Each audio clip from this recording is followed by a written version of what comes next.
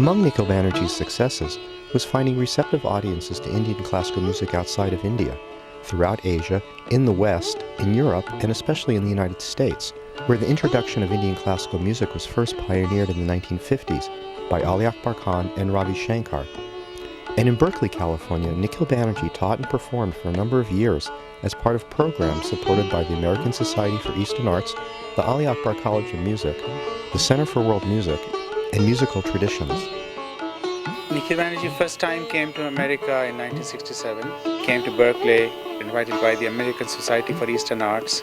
He came here to teach sitar and also to perform with my father and as well as a soloist. He thought that our music should not be stuck only in India. It should go beyond India, that it should be spread all over. He has a very important role in popularizing sitar and Indian classical music abroad. He toured many cities in USA and Canada and in European countries also. And that time people were not so much aware of Indian classical music. But because of the contribution of Pandit Ravi Shankar ji and also Ustad Ali Akbar Khan Sahab, people were getting into it. His role in bringing Indian music to the West was that of presenting yet another facet of the same diamond.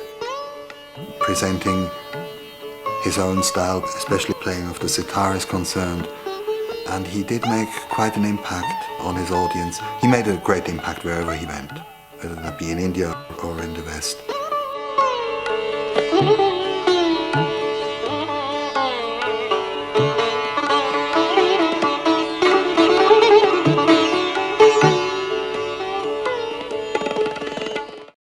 The sitar is the instrument that has become so popular in the Western world.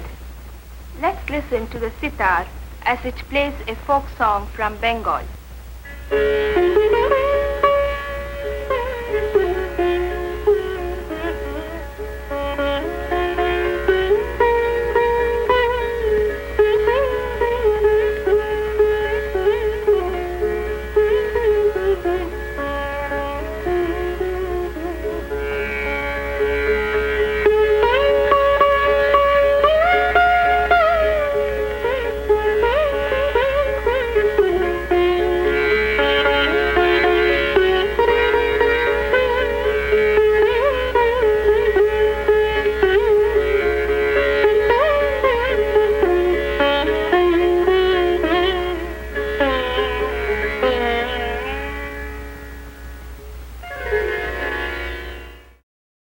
He occasionally would talk about the reception that he got in the West and Western interest in Indian culture. He seemed to have a bit mixed feelings about it. He could see that the interest was genuine, but he could also see that some of the interest maybe was based on rather vague and nebulous assumptions of Indian spirituality and Indian culture, which was sort of a product of the 60s and the 70s. Nikhil was aware of the great movement that was happening in the country in terms of the discovery of Indian music. Ustad Ali Akbar Khan and Pandit Ravi Shankar, Ustad Al-Raka were making terrific waves musically, mostly because of their discovery at places like Monterey Pop and at Woodstock. Monterey Pop was a major popular culture manifestation, of which Ravi Shankar and Ustad Al-Raka, the tabla player, were players on a grand scale. It preceded Woodstock, but it led to Woodstock. It operated on a magnitude of popular culture that Nikhil never reached and never could reach and never wanted to reach, frankly, I don't believe. Ravi Shankar's performance at the Monterey Pop Festival was a bit of a watershed for the exposure of Hindustani music to a Western audience, to an American and probably European audience as well, because that was such a highly documented event. Ravi was somewhat known to audiences because of his association with the Beatles. Nikhil's performance coming within the same year, it's sort of emblematic of the difference between those two artists. Ravi Shankar is a superb showman.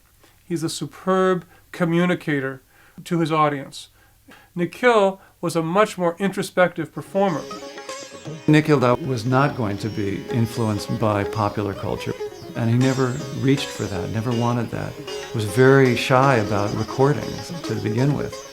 And so it's really a miracle that he attracted the kind of audience that he did.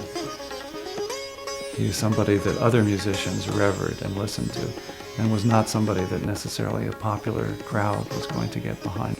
He wasn't playing for an American popular audience. You are dealing with an artist who had the most profound depth of musical vision, and he combined it with the most astonishing technical facility on his instrument.